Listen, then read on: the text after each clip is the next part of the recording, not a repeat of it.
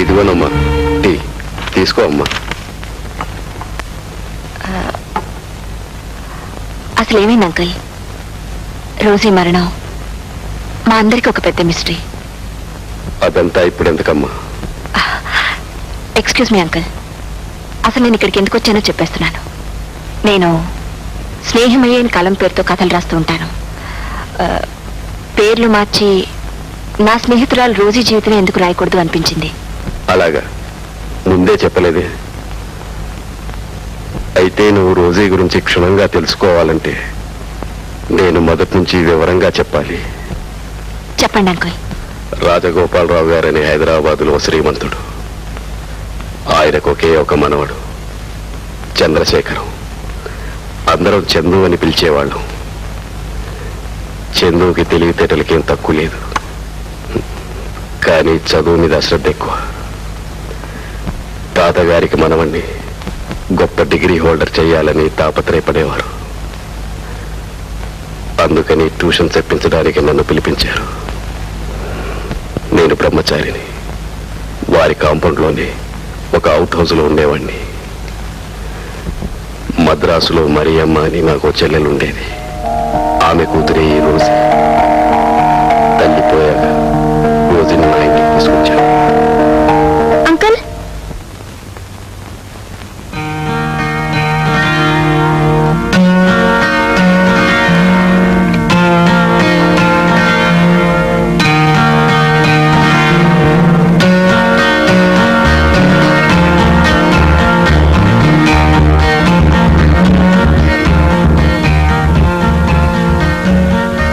చందు, అక్కడే నిలబడ్డావి, లోపలికి రానాయన. Sorry uncle. Good morning. Good morning. ఈ అమ్మాయి నా చెల్లెలి కూతురు రోజీ. హలో. హలో.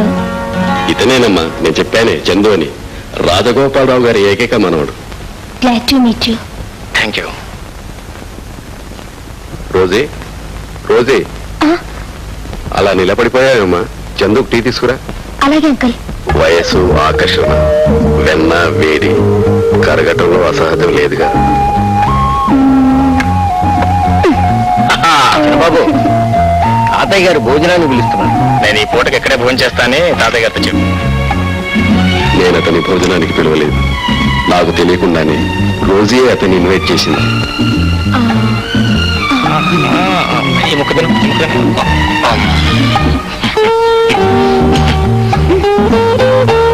చాలా బాగుంది. ఈ బ్యాలెన్స్ భోజనాల దగ్గర ఇద్దరు ఒకటే కబుర్లు. నాతో ఒక్క మాట కూడా మాట్లాడలేదు. అసలు నేను అనేవాడిని అక్కడ ఉన్నట్టే లేదు వాళ్ళకి. ఎలా వద్దురా చెప్పు, ఎలా వద్దురా చెప్పు, ఎలా వద్దురా చెప్పు. అవును, నేను నాటి, మా ఫాదర్ నాటి, మా గ్రాండ్ ఫాదర్. టైం 10:30 అయింది. ఇక నువ్వు ఇంటికి వెళ్ళకూడదు. Good night. Good night. Good night. Good night. Good night.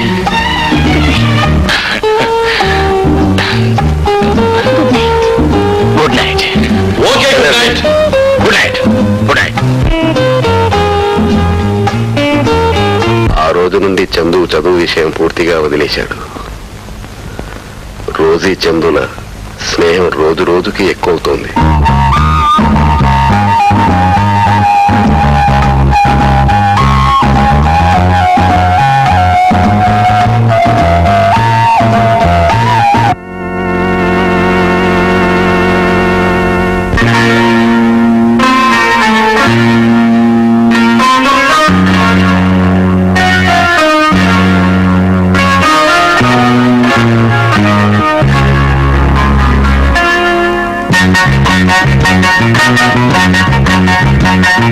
వ్యవహారం ముదిరిపోయింది.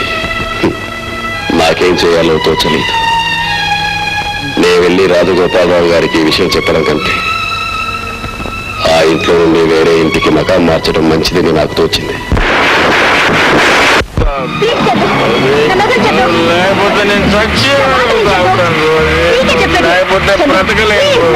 నువ్వు లేకపోతే బ్రతకలేను రోజు. లేకుండా నేను బ్రతకలేను రోజు. నువ్వు లేకుండా నేను బ్రతకలేను రోజు. బ్రతకలేను. ఒరేనా uncle, good evening. Uncle, having a kind information and broadcasting also if you want. I'm taking Rosie away. నేను రోజుని తీసుకెళ్ళిపోతున్నా. ఎక్కడికి? నా ఇష్టం. నా రోజు నా ఇష్టం. నా సూచనలు తీసుకెళ్ళి అది మీకు అనవసరం. అది నాకు అనవసరం. Yes. కానీ నువ్వు ఎక్కడికి తీసుకెళ్తున్నావా రోజుకైనా తెలియాలి. ఏ రోజు? Oh yes. Oh yes. Solid ఇంత దూరం వచ్చాక ఇక్కడ చేసేది ఏమీ లేదు. రోజు అతను నిన్ను పెళ్లి చేసుకుంటానంటే వెళ్ళు. Very good uncle. నేను రోజుని పెళ్లి చేసుకుంటాను. రోజు నేను పెళ్లి చేసుకుంటాను. నేను ఇక్కడికి వచ్చాను. అందుకే నేను ఇప్పుడు తీసుకెళ్తున్నాను. ఇప్పుడు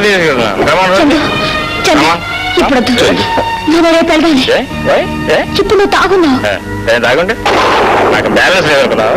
నేను డ్రైవ్ చేయాలనుకున్నావు. I can drive with all the balance of the world. Come on darling, come on come on. Good night. Good night Chandu. Good night.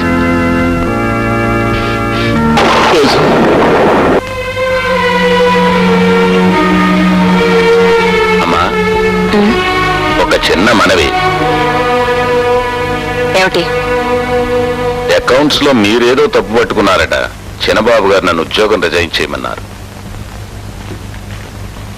ఒకటిని 7 చేసి 1000 రూపాయలు 7000 రూపాయలుగా చూపిస్తే వెళ్ళకుండమంటారా? నిజమేనమ్మా.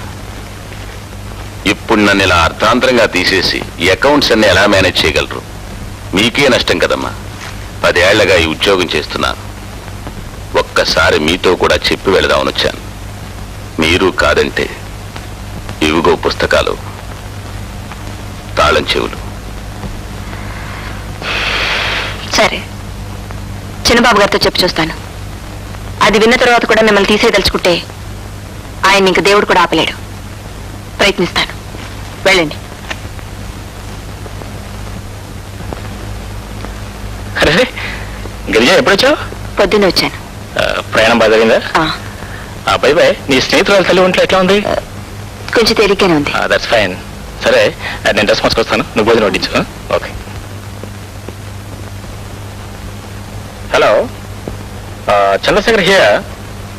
పోతే మనకు అగ్రిమెంట్ పంపించానే, అది నేను సరిగ్గా చూసుకోకుండా పంపించాను. తర్వాత మా లాయర్ని కన్సల్ట్ చేస్తే అందులో క్లాస్ తప్పని చెప్పారు. పోతే మరి ఏం చేస్తారంటే అది వెంటనే పంపిస్తే లాయర్ని కన్సల్ట్ చేసి నేను మళ్ళీ కరెక్ట్ చేసి అగ్రిమెంట్ సైన్ చేసి పంపిస్తాను. ఓకే? రేపు పంపించాను. All right. ఏంటి, నువ్వు ఇంకా నిద్రపోలేదా? మీకోసమే వెయిట్ చేస్తున్నాను. నాకోసం వెయిట్ చేస్తున్నావా? ఫైన్. ఇదేంటి? శేషారత్నం గారు పెట్టిన 3 నెలల గడువు ఈ రోజుతో అయిపోయింది. అయిపోతే నేను పెడుతున్నాను. గిరిజా, వెళ్ళటం ఉండటం అంత నీ ఇష్టమేనా? ఇందులో నా ప్రసక్తి అయిన ప్రమేయంగానే లేదా?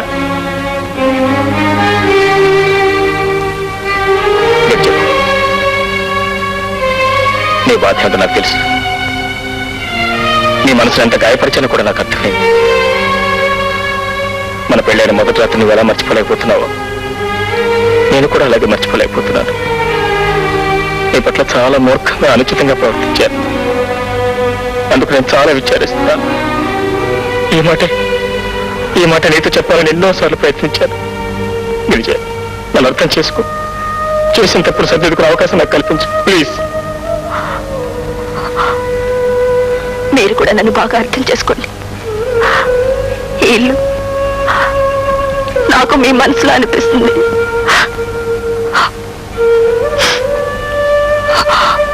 ఇంట్లో ఉండడం అంటే మీ మనసులో ఉండడమేగా. కానీ నాకు మీ మనసులో చోట్లేదండి. నా మనసులో నీ చోట్లేగా నువ్వెలా అనుకున్నావు? అవునండి, నాకు తెలుసు మీ మనసులో నాకు చోట్లేదు. No please, no no.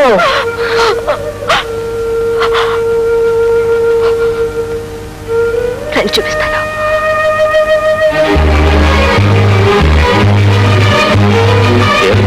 ఏంటి?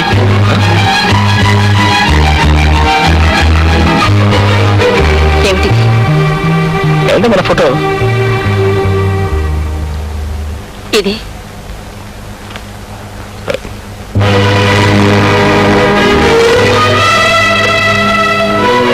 ఈ ఫోటో నీ దగ్గరికి ఎలా వచ్చింది?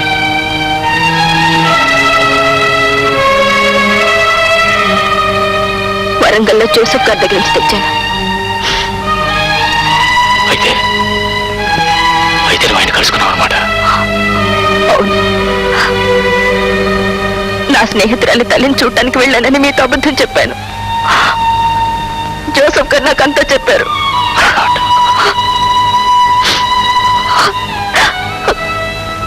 ఇప్పుడు చెప్పండి, మీ మనసులో చోటు లేనప్పుడు మీ ఇంట్లో నన్ను ఒక పని మనిషిగా ఉండమంటారా? పెళ్లిని గురించి ఏ ఆశ లేని వాళ్ళు చాలా అదృష్టవంతులు. కానీ నాకు కొన్ని నమ్మకాలు, విలువలు ఉన్నాయండి. నేనెప్పుడు మీ డబ్బుకు ప్రాధాన్యత ఇవ్వలేదు. మిమ్మల్ని నేను డబ్బు కోసం చేసుకోలేదండి. మిమ్మల్ని నేను డబ్బు కోసం చేసుకోలేదు.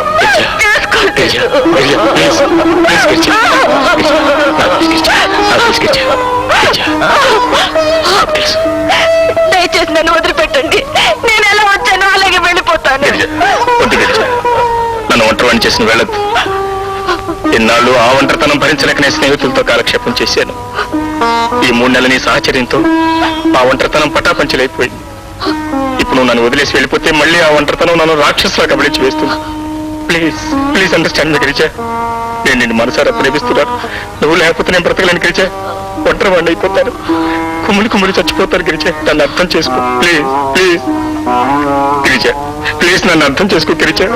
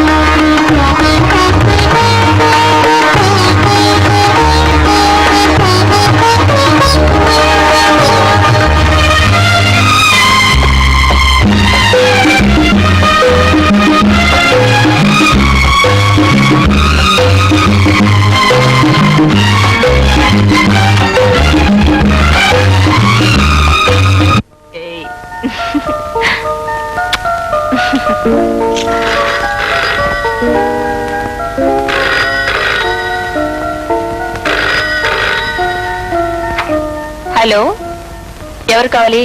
గిరిజ గారు కావాలి. నేనే మాట్లాడుతున్నాను. ఎవరు మీరు? ఎవరని చెప్తే మీకు అర్థమవుతుంది. మీ హితుణ్ణి, మీ శ్రేయోభిలాషిని, చందు ఫ్రెండ్ని. మీకు ఇది చెప్పడం ధర్మం అనిపించింది. ఏమిటది? చందు మీ మీద వలకపోస్తున్న ప్రేమాభిమానాలు నిజమేనని నమ్ముతున్నారా? Shut up.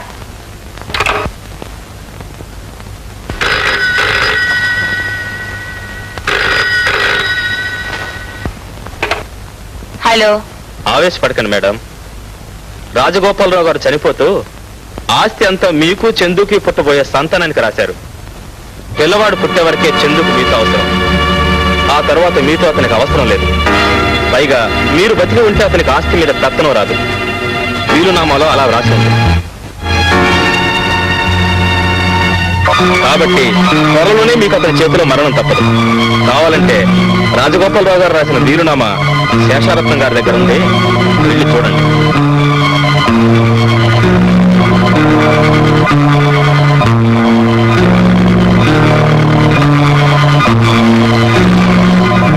తాతయ్య గారు విల్లు రాశారని ఆ ఆస్తి నాకు ఆయనకి కలిగే సంతానానికి సంక్రమిస్తుందని వారు చెప్పారు. నిజమేనా? ఇప్పుడు అవన్నీ ఎందుకమ్మా? ఏమీ లేదు. అదే నిజమైతే తాతయ్య గారికి నా మీద ఇంత ప్రేమ అభిమానం ఉన్నందుకు సంతోషిస్తున్నాను. సచ్చి ఏ లోకాన్ని ఉన్నాడో వాడికి నీ మీద ఎంత ప్రేమో నాకు తెలుసమ్మా. ఆ విల్లు నేను చూస్తే ఏమైనా ప్రమాదమా? ప్రమాదమే ఉంటుందమ్మా. అయ్యయ్యో,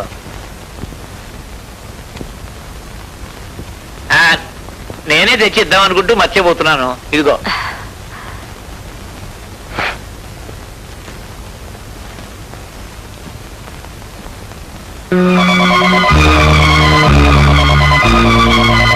నీ పెళ్ళైనప్పుడు అందరూ నిన్ను గురించి తల విధంగా అన్నారు.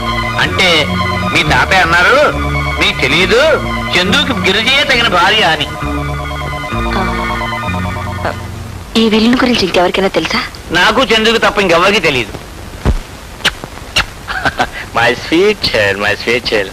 పిల్లల్ని పెంచడం ఎంత సులభం నేను కళ్ళ కూడా అనుకోలేదు. Girija, it's quite simple. 4 రోజులు అవస్థ పడితే చాలు, అదే అలవాటు అయిపోతుంది. ఇప్పుడు నాకు అలవాటు అయిపోయింది అనుకో, రేపు నీ అవసరం లేకుండా నేను బాబుని పెంచగలను. నా దగ్గర ఉంటావు, నీ అమ్మలేక నా దగ్గర ఉంటా.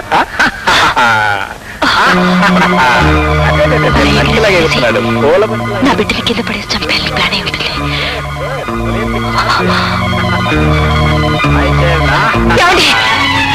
ఏమండి, బాబునివ్వండి, బాబునివ్వండి.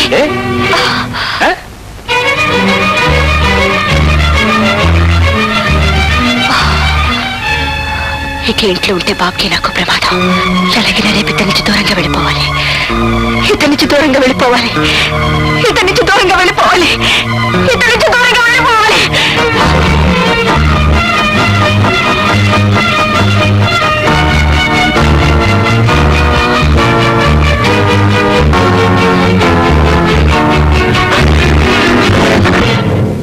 ఏంటిది? ఎక్కడే ప్రయాణం? లక్ష్మికి సుస్థిగా ఉందట. అందుకని పసిబిడ్డ తీసుకుని ఒంటరిగా ట్రైన్లో ప్రయాణం చేస్తావా? ఏమక్కర్లేదు, రేపు మన కార్లో పంపిస్తాను.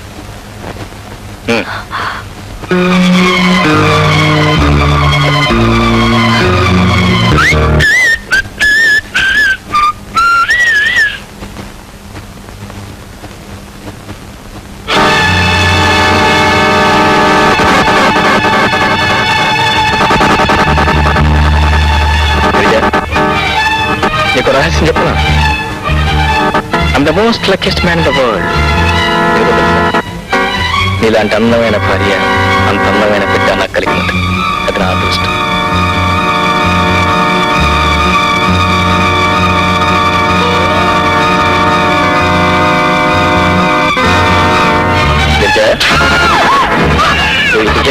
ఏంటంటారు? అది చెప్పండి. ఏంటి అవతారం? చెమట ఏమిటి? నీకేం పిచ్చిపట్టలేదు కదా? గిరిజ, గిరిజ, ఏమిటో పరిచాను. సరే, శాయన్ నా పెళ్లికి వెళ్ళాను కదా. నాకు కూడా క్లబ్ లో యానివర్సరీ ఫంక్షన్ ఒకటి ఉంది. బహుశా నేను రావడానికి కూడా లేట్ కావచ్చు. ఇంట్లో పని ఎవరు లేరు. తలుపుని గళ్ళు వేసుకుని జాగ్రత్తకున్నావు. ఓకే, వస్తా. మర్చిపోవద్దు, తలుపులన్నీ గళ్ళు జాగ్రత్తగా వేసుకో. రైట్. సాయంగా పెళ్లికి వెళ్ళడం, మేనేజర్ రాకపోవడం, ఇంట్లో పని వాళ్ళు ఎవరు ఉండకపోవడం, చందు ఆలస్యంగా వస్తానని చెప్పడం, ఇదంతా చందు ప్లానే. నన్ను చంపడానికి తీసిన ప్లాన్.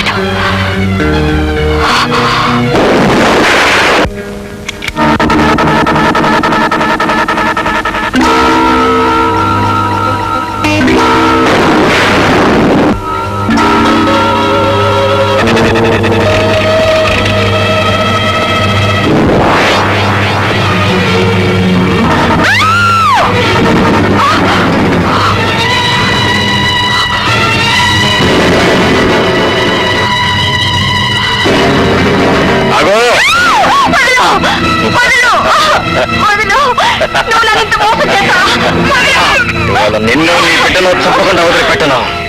మీ ఇద్దరిని చంపకుండా వదిలిపెట్టను.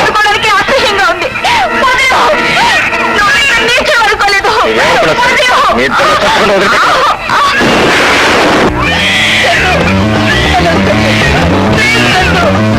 Thank you.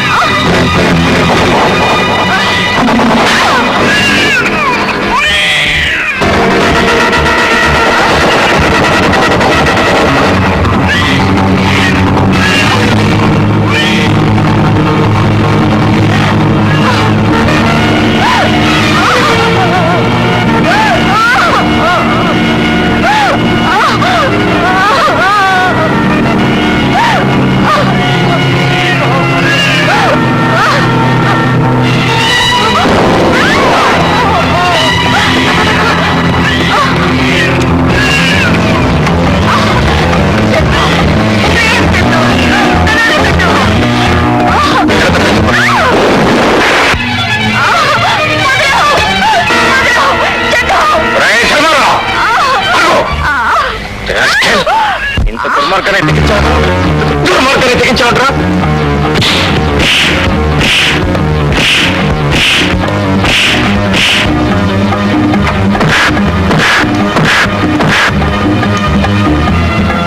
Hello, police station.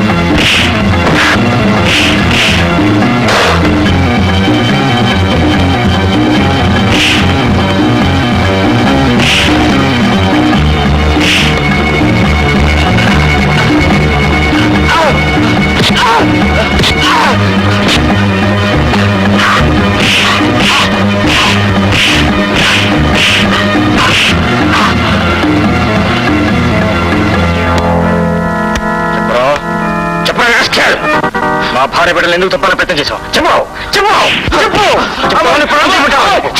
చెప్తాను. రాజగోపాలరావు రాసిన వీల్నామా శేషారత్నం గారికి ఇవ్వక ముందే రహస్యంగా నేను చదివేశాను. గిరిజి గారిని చంపేస్తే ఆస్తి కోసం మీరే చంపినట్లుగా రుజువు చేయడానికి కావలసిన ఏర్పాట్లని చేసుకున్నారు. భార్యలు చంపిన నేరాలకి మీకు శిక్ష పడుతుంది, మిమ్మల్ని కొన్నేళ్లు జైల్లో పెడతారు, అంతవరకు ఈ ఆస్తి నా మేనేజ్మెంట్ లో ఉంటుందని అనుకున్నాను. అందుకే గిరిజి గారు నమ్మించడానికి లేలే పోల్ చేశాను. ఇన్స్పెక్టర్, ఈ ద్రోహులు అక్కడి జైలు పడండి. వస్తాం సార్. Thank you.